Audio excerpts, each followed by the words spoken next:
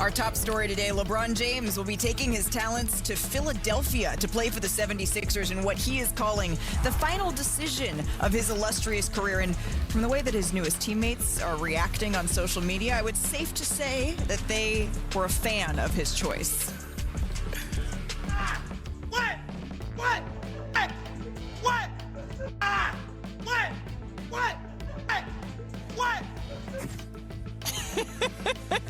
Well, there's that from Tyrese Maxey, right? Clearly fired up. And then VJ Edgecombe, on the other hand, he's just smiling through it all. He can't believe that this is his life.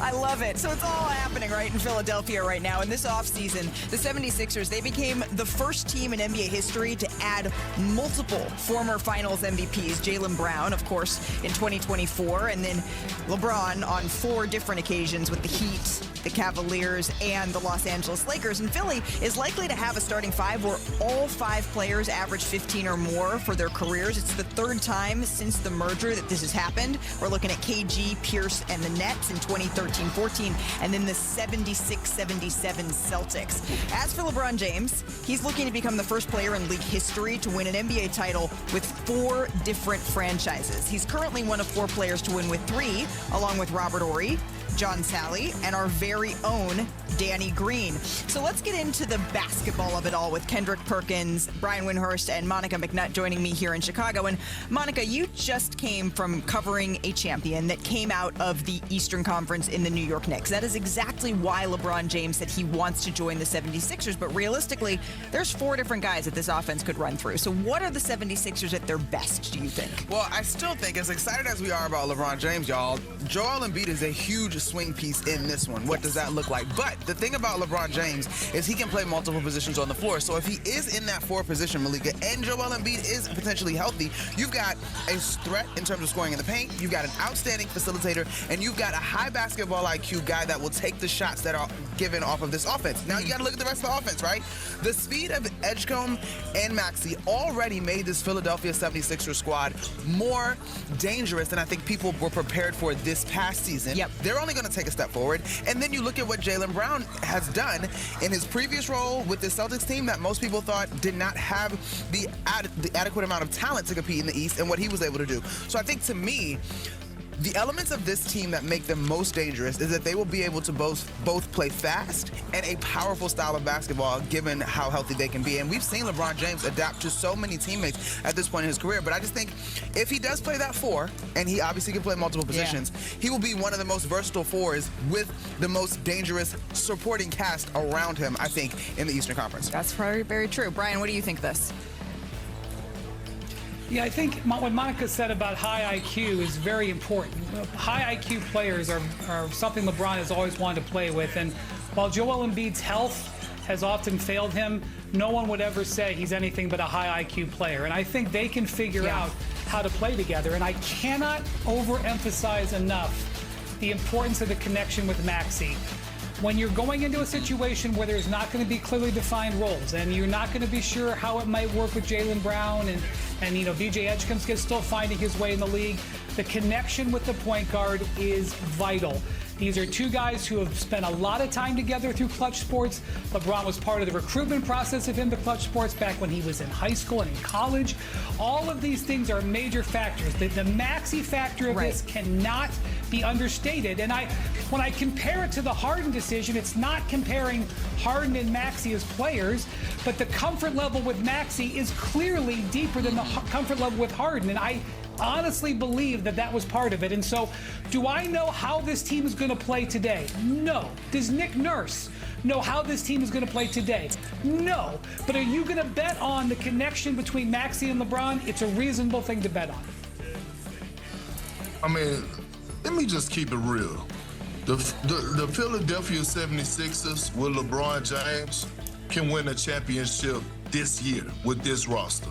Like, the one thing we talk about, high IQ guys, yeah, that's one thing, but LeBron James loves to play with a bunch of dogs. If you go and you check his history of the teams that he won a championship with, they had dogs. And this is what the Philadelphia 76ers, this is what they have. And when you look at LeBron over the past few years, think about this. He's been asked to do a lot of different roles, offensively and defensively. We saw him with the Lakers. He was asked in the playoff series to play the center position. And guess what? He actually did a damn good job doing it. And so when you think about the top dog, the defending champs, the New York Knicks, if they happen to get there and match up in the playoff series, LeBron James has no problem with going and call Anthony Towns. Matter of fact, you could go check the numbers and go look at LeBron James and his matchup against Towns when he had to defend him, and he's done an outstanding job. So you think about Wade that came from Cleveland. Like, they have so many ways they could mix it up. And you're talking about Nick Nurse. Like, Nick Nurse know what it takes to put those guys in position to be successful.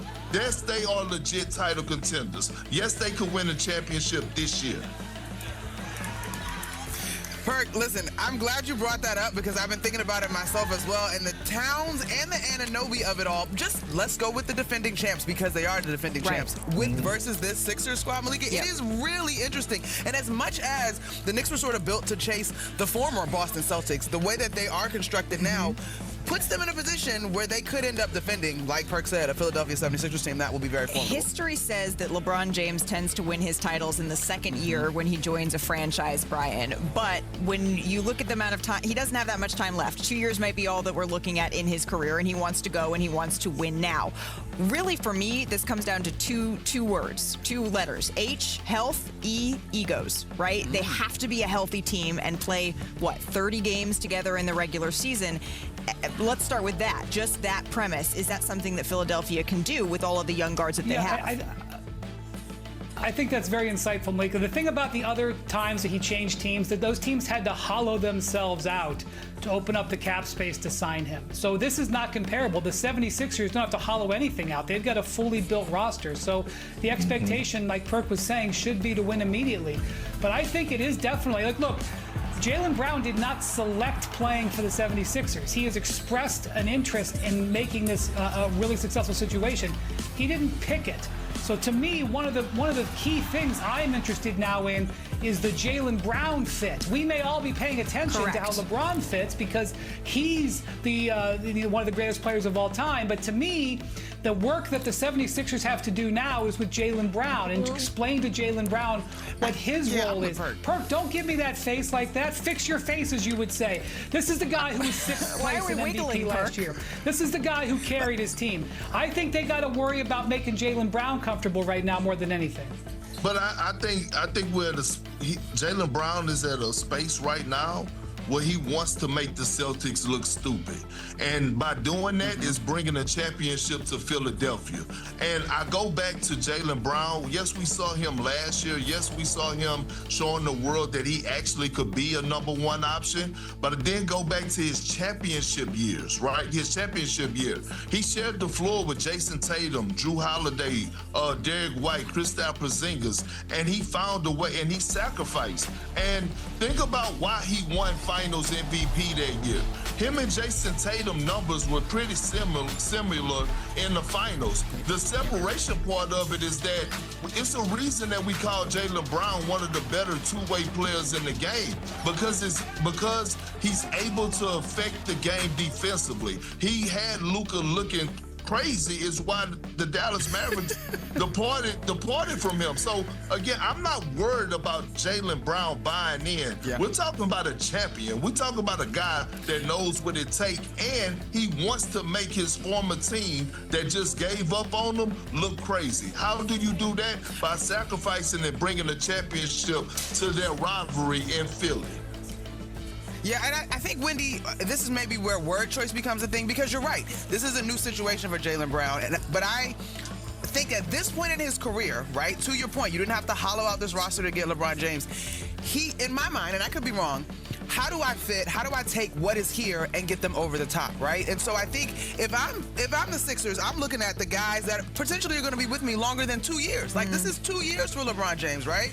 And so I think Brown, Maxey, Edgecombe, that is your core. And I don't see, as we praise LeBron for the 23 seasons he's given us so far, like, he can fit with anybody. And I think the opportunity to fit with these guys at the speed that they will play with and the two-way nature that will be presented now, Malika, like, I'm not worried about LeBron. But that's the E that I was talking about in terms of egos, because we heard Jalen Brown say, not that he has, it's not his ego, but he has said that he has enjoyed the last season with Boston more than other seasons, and he was the guy in Boston last year as Jason Tatum was recovering. And so all I'm saying is, when you're looking at the way that they want to play, and some of this may, Brian, take care of itself because of health, right? Some of this may take care of itself, but this is a team that they could play through any of these guys, and they're going to have to make a decision on this. Last word, Brian.